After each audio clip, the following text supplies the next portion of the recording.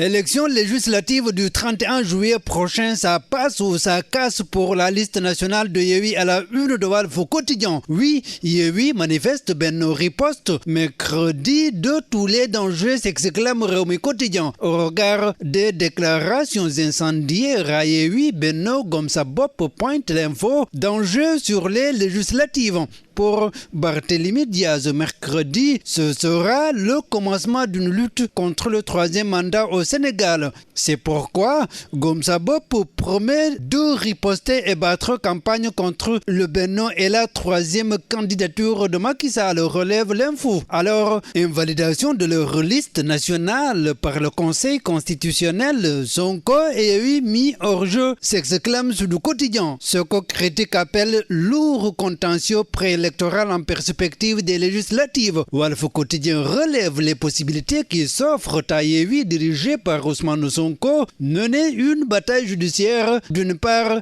et d'autre part un combat politique pour être rétabli dans ses droits, rapporte le confrère. Professeur Ramsatou Sow Sidibé, agrégé de droit, indique qu'il urge de créer une cour constitutionnelle, rapporte le journal du groupe Walfadjri. Alors, faut-il brûler le Conseil constitutionnel, s'interroge Tribune. En tous les cas, écarter des opposants est un coup d'état à la démocratie selon Diagasila, expert électoral dans le journal. Maître Hassan Diomandiaye lui parle d'un mythe qui s'effondre. C'est peut-être le pourquoi notre professeur Ngoudamboup, Antoine Diom et le Conseil constitutionnel doivent des précisions aux Sénégalais, rapporte Tribune. Donc, Yewwi sur le champ de Mars affiche l'observateur avec au sens d'autorisation de son rassemblement de demain par le préfet. Yewwi va parler aux siens, informe Source A. Ce qui est sûr, alerte Alioune dans l'observateur. On ne peut revivre pire que les événements du mois de mars. Pendant ce temps, réunion houleuse du bureau politique du Parti socialiste.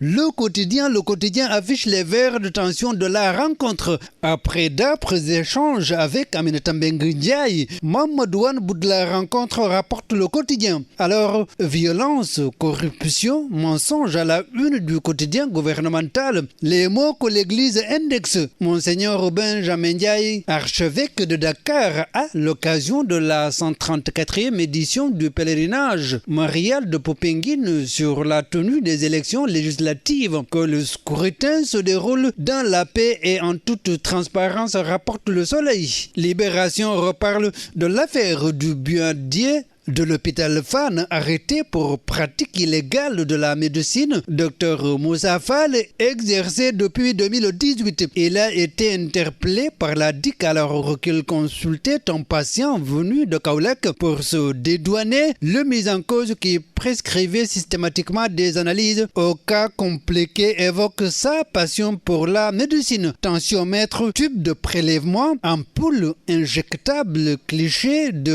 radiographie. Ce que les enquêteurs ont découvert lors de la perquisition dans la clinique à Liberté 6 extension à lire à l'intérieur de page du journal. Sport pour terminer à la une de Source A. Mauvais état de la pelouse du stade Abdoulaye Wade de Diamniadio, les dessous du scandale. Au regard de la vitesse à laquelle le stade a été construit, il est quasi impossible de faire les études requises selon les experts contactés par le journal. Ce qui fait dire au journal Direct News, le stade Abdoulaye Wade perd déjà son match d'entretien. Place au journal Stade, le quotidien du sport. CAN 2023, après le départ canon face au Bénin, les Lions foncent sur le Rwanda ce soir. On Sadio Record dévore les écureuils. Si c'est sur le papier, le Sénégal est supérieur, rapporte le confrère. Sunulamb, Balla Gaye prend rendez-vous. Légui le plaire pour dire en clair, tout sera clair, rapporte Sunulamb. Bonne lecture.